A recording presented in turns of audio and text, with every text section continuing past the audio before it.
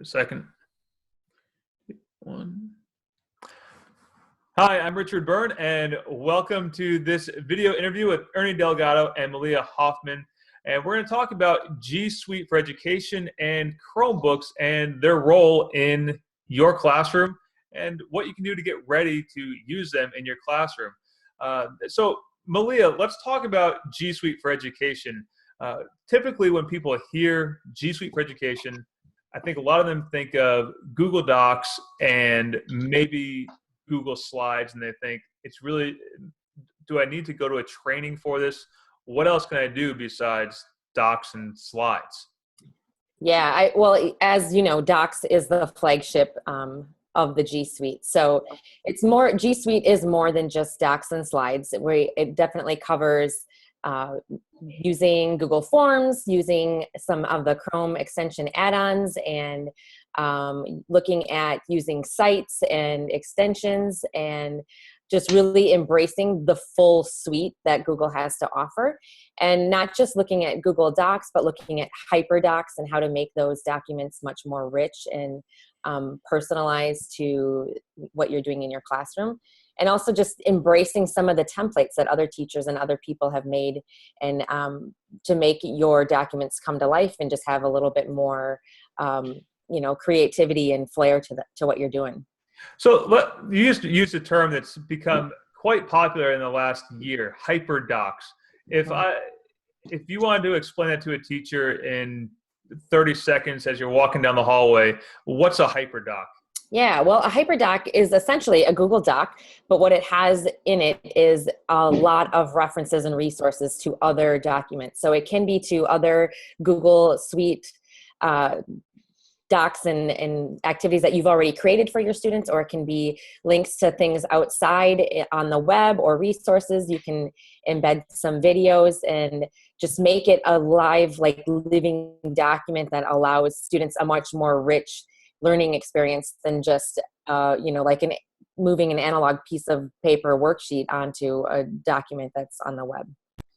So you're really opening up a whole new world of possibilities that we didn't have before with our standard word processing documents. Right.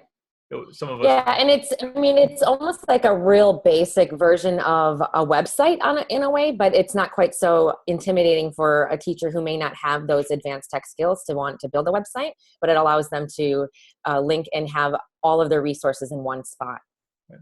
And these are things that you can do kind of regardless of whether you have a Chromebook in your classroom or you're using an older laptop in your classroom, correct? Right. I mean, you can even do it on tablets. It's not as easy, in my opinion, but laptops and Chromebooks work the same, in my opinion, for any of the G Suite applications. Fantastic. So, Ernie, we were talking before we started recording about the emergence of G Suite and Chromebooks in schools, and you were expressing that you kind of bet on Chromebooks and G Suite kind of emerging in the market, and so you were let's say a prophet in this area, if you will. Yes, I am. we were early adopters, and I will say it wasn't exactly our idea or goal to do that. We were working with the school in South Orange County, and that school actually was the early adopter, and I showed up and asked the principal to share her technology plan with me. And we walked down the hallway. She opened a classroom, and there were 300 Chromebooks in boxes sitting there. And as a consultant, she was all in with Chromebooks. I couldn't talk her into something else. So we quickly had to figure out how to apply those to her school, which meant helping her become a Google school and get connected that way with her classrooms. And then we had to provide the training, the support, and the resources to make sure that the Chromebooks, made a difference in the classroom. And if you remember, 4 or 5 years ago, iPad was the rage. So this was really against the trend back then. The good news is we ended up doing a case study about a year and a half later. And one of the things that jumped out from this case study is that students felt way more organized. And it's all about the cloud. Things were where they were supposed to be. As Malia just mentioned, they could go home, on their tablet or PC computer and get to their documents. They could be at school on their Chromebook and have access to it. Was where it was supposed to be. And it made a lot of difference to kids and teachers. And what's happening now is now we're at the next generation, and it's evolving with classroom. This paperless workflow that we've always talked about in technology. And again, I've been in this industry almost 25 years. It created more paper, if anything. Now we are finally seeing workflows that are paperless, and it works. Teachers love it, students love it, parents love it. It's what we've always hoped for with technology. Thank you, Google. So now let's just, as from an adoption standpoint,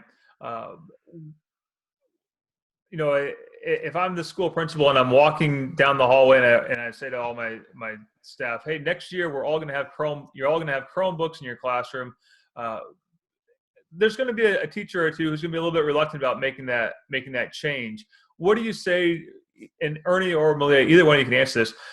What do you say to that teacher who says, I'm a little reluctant about this change. I don't trust this Chromebook to not lose all my work that I've been doing for 20 years in lesson planning, or I don't feel like I need to make this shift into HyperDocs. What's wrong with what I've been doing? What do you say to those people? Well, I guess what I would say to them is to just give it a try. That they don't have to make the leap all in right away, but to just try it with a few things. And so everyone adopts technology at a different level. And if they're a little bit reluctant and insecure about completely changing over to storing everything in the cloud, they don't have to do that right away. But I would say that the best thing to do is offer them some training and to alleviate those fears. It's because it's the fear of the unknown. If I could add on to what Malia just said, your scenario, Richard, is not theoretical. This is happening today. Principals are making decisions. They're going Chrome, they're going Chromebooks, and it's happening, and teachers are having to react. This is the main reason why we developed our training program, is that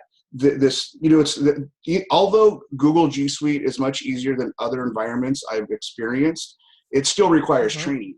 From the high level to the low level teacher, you need to understand these tools. But it's the learning curve is not that dramatic. If you have someone really smart like a Dr. Malia Hoffmann walking you through some of these different things and giving you real world examples of how they work, and you're able to communicate live with her, it really does break down that learning curve. And I've seen some teachers that they spend a lot of time watching free videos. There's a lot of free resources out there, and they still don't quite get it. They might have, the video might have been obsolete. Google, every time you turn on your Chromebook, it gets better. It's constantly changing and updating and getting better. And G Suite along with it. It went from Google Docs to Google Apps to GAIF, Google Apps for Education, and now it's G Suite. Even the name changes. So teachers, if they put in a little bit of time and they have the right resources and the right trainer, they can get up to speed very quickly. So speaking of training, you have a training event coming up in just a few weeks from now in Palm Springs. You're still accepting signups for it. Malia, you want to tell us a little bit about what teachers can expect, or principals, if they want to come, what they can expect? Definitely. The training is actually meant to be very personalized. So what we've done is once you register, we send you an interest inventory to find out what your level is, what your comfort is. And then we've offered up about 15 different options of potential sessions that we will hold. And we're going to just ask you, what are you interested in learning more about? And so that way we can really tailor it to your needs and what you want and what you need. And the idea is for you to bring in content that you are working through in your classroom, to bring it in so we can work with you on developing that and building it into rich lessons for your students for great collaboration. Fantastic. And Ernie or Malia, where can folks go to register and get signed up to join you? We do have a registration page, obviously. Our website is Beyond Tech Ed, the word beyond, tech like technology, ed like education, beyondteched.com/summer. And it'll take them right to the page. Even if they go to beyondteched.com, there's a banner there you could click on. And right now, the rate, we do have a promotion for Richard Byrne's fan base, his followers, his minions, whatever you want to call them. All the people love him. Don't call them minions. Respect him. The rate's $705 for the 2-day training, and that includes a hotel room. We were just talking about other trainings. Just the hotel room alone is $400. So I think we're doing pretty good there. It's in Palm Springs. It's August 2nd and 3rd. If they want to share a room with the person, they could use the discount code BuddyPass, save $100 there. And we also have a friends discount that we're giving out for friends of Richard Byrne, and it's Friends50 to save another $50 on their registration. It's That's 2 days. It's at the Hilton. Go ahead. I'm sorry, it's Friends50, 50. Friends50 is the discount code for that discount, and then BuddyPass for if they're the people that are going to split a room at the Hilton in Palm Springs. And if anyone's been to the Q conference in Palm Springs, it's right down the street. It's a really neat area. Bring your family. Tons to do, including swimming since it's going to be warm. Everything's indoors, so we're excited about that. All right, fantastic. Thank you. And just to remind everybody, that's Beyond Tech Ed, and the discount code is Friends50.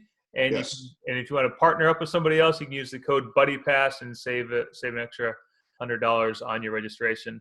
And you can go swimming while you're there. So You can swim. what's better than that? Work on your tan. You're going to want to swim. So Richard, you should come out and join us. I would love to. Thank you. Take off that flannel shirt. Get a little sun. I need some. You know, it's been a cold, wet summer here in Maine, so I definitely need a little color. So Yeah. Thank you both. Thank you, Richard. You're welcome. Thank you, sir. All right, great. Thank you. Let me just stop the recording.